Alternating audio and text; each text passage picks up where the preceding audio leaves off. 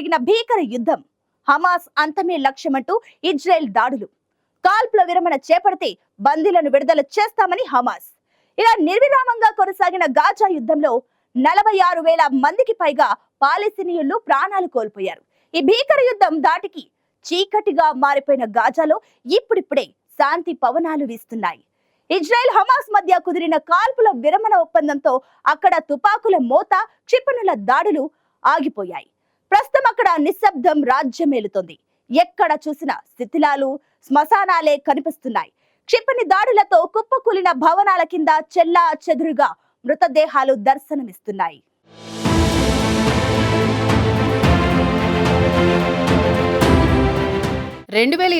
October 7న ఇజ్రాయెల్పై Hamas చేసిన దాడికి ప్రతీకారంగా గాజాపై Israel ప్రతీకారం తీర్చుకుంది.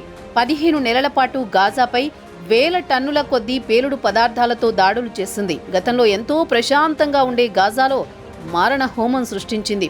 హమాస్ మిలిటెంట్లు దాక్కున్నారనే నెపంతో జనావాసాలపై దాడులు చేసిన శ్మశానాలుగా మార్చేసింది. అమెరికా, ఖతర్, ఈజిప్ట్ మధ్యవర్తిత్వంతో జరిగిన కాల్పుల విరమణ ఒప్పందంతో ఎక్కడెక్కడో తలదాచుకుంటున్న గాజా ప్రజలు తిరిగి తమ ప్రాంతాలకు చేరుకుని కన్నీళ్లు పెట్టుకుంటున్నారు. గాజాలో ఎటు చూసినా శిథిలాలే కనిపిస్తున్నాయి.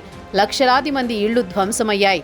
దీంతో తిరిగి తమ సొంత ప్రాంతాలకు చేరుకున్నా ఎక్కడ ఉండాలో వారికి అర్థం కావడం లేదు. గాజాలో కొందరు తమ ఆత్మీయులను పోగొట్టుకుంటే మరికొందరు సర్వస్వాన్ని కోల్పోయారు. గాజా స్ట్రిప్ అంతటా ప్రజారోగ్య వ్యవస్థ పూర్తిగా కుప్పకూలిపోయింది. ఇజ్రాయెల్ జరిపిన వైమానిక దాడుల్లో సగం ఆసుపత్రులు ధ్వంసమయ్యాయి. మిగిలినవి సైతం పాక్షికంగానే పనిచేస్తున్నాయి. వాటిల్లోనూ సాధారణ వైద్య సేవలే అందిస్తున్నారు. బ్యాండేజీ, కాటన్ వంటి వాటిని అత్యంత జాగ్రత్తగా, పొదుపుగా వాడుకోవాల్సిన పరిస్థితి నెలకొంది. ఇక గాజా స్ట్రిప్లో మౌలిక సదుపాయాలను ఇజ్రాయెల్ ధ్వంసం చేసింది. గతంలో గాజాకు ఇచ్చే నీటి సరఫరాను కూడా ఇజ్రాయెల్ నిలిపివేసింది.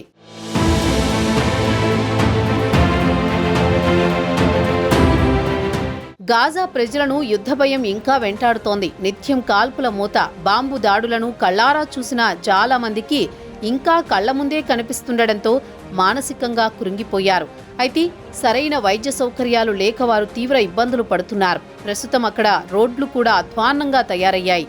శిథిలాలను తొలగించిన తర్వాత ఏర్పడిన బాటనే ఇప్పుడు రోడ్డుగా మార్చుకుంటున్నారు. యుద్ధం ఆగాక గాజాలో సహాయక, అన్వేషణ బృందాలు అవిశ్రాంతంగా కష్టపడుతున్నాయి. శిథిలాల కింద మృతదేహాల నుంచి వెలువడుతున్న దుర్వాసన మధ్యే వాళ్లు శిథిలాలను తొలగిస్తున్నారు. ఏ వీధిలోకి వెళ్లినా మృతదేహాలే కనిపిస్తున్నాయని, కూలిపోయిన భవనాల కింద చాలా మంది చిక్కుకుని ఉండొచ్చని వాలంటీర్లు చెబుతున్నారు. ధ్వంసమైన పాలస్తీనా భూభాగంలో పునర్నిర్మాణ ప్రక్రియకు చాలా సమయం పడుతుందని ఐక్యరాజ్య సమితి సభ్యులు చెబుతున్నారు.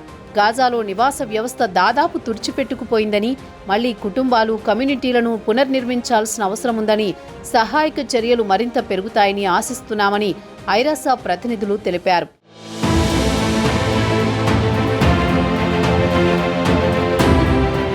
ప్రజల అత్యవసర అవసరాలను తీర్చడానికి గాజా ప్రజారోగ్య వ్యవస్థను మళ్లీ గాడిన పెట్టేందుకు తొలి 60 రోజులు ప్రణాళిక ఉందని, వేలాది మంది జీవితాన్ని మార్చేసిన గాయాలను మాన్పేందుకు సిద్ధమవుతున్నామని ప్రపంచ ఆరోగ్య సంస్థ ప్రాంతీయ డైరెక్టర్ హనన్ బాల్కి ప్రకటించారు.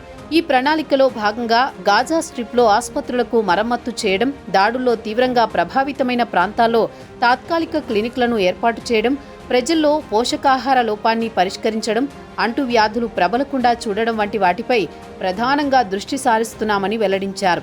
యుద్ధం దాదాపు 20 లక్షల మంది పాలస్తీనియన్లను నిరాశ్రయులను చేసింది.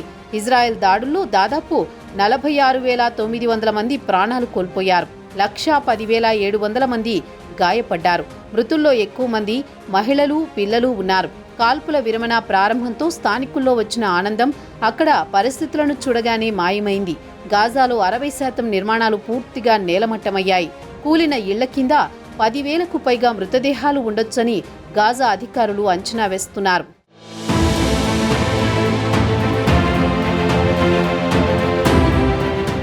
ఇరువైపులా కాల్పులు ఆగిపోవడంతో గాజాలో సహాయక బృందాలు రంగంలోకి దిగాయి. ఇజ్రాయెల్ దాడుల నుంచి ఎలాగోలా తప్పించుకుని గాయాల పాలు కాని స్థానికులు సహాయక చర్యల్లో పాల్గొంటున్నారు.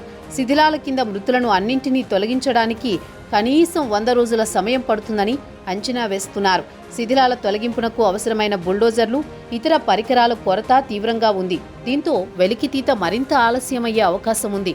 దాడుల ధాటికి అన్ని వాణిజ్య సముదాయాలు మూతపడడంతో పని దొరకడం కూడా కష్టంగా ఉంది. స్థానికులకు కనీసం ఆశ్రయం కూడా లేకపోవడంతో గాజాలో బతకడం కూడా పెద్ద కష్టంగా మారింది.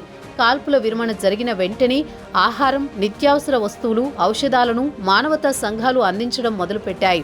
ఒక్క ఆదివారం రోజే 630 లారీల నిండా సరుకులు గాజాలోకి ప్రవేశించాయి. సోమవారం మరో 915 లారీలు గాజాలోకి వెళ్లాయని ఐక్యరాజ్య సమితి తెలిపింది. యుద్ధం ప్రారంభమైనప్పటి నుంచి చూస్తే ఇంతటి భారీ స్థాయిలో మానవతా సాయం అందడం ఇదే తొలిసారి అని అధికారులు చెబుతున్నారు.